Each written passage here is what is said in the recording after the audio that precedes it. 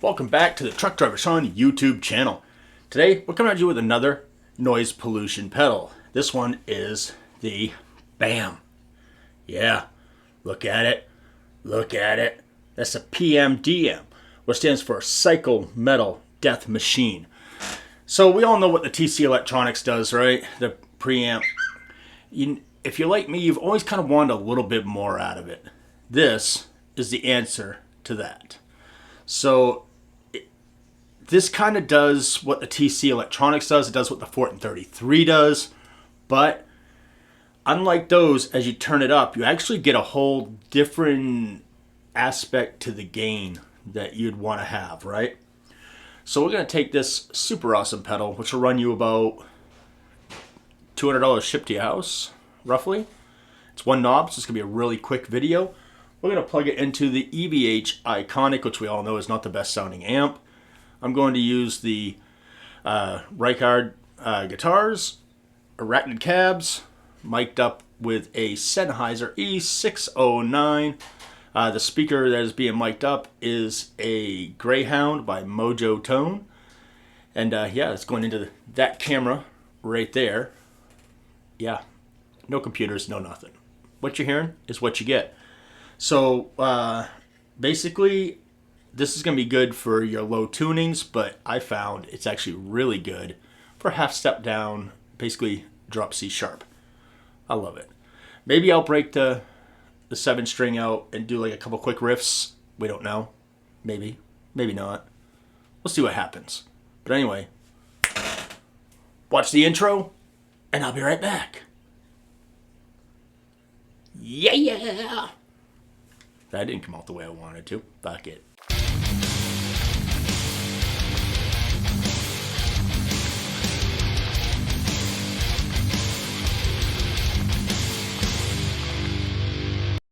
Alright, so we are back. We have everything all hooked up. And like I said, it is one knob. So we're going to play just with the Iconic. And then we'll turn that a little bit. We'll go back and forth from the Iconic to the pedal. Alright, here we go.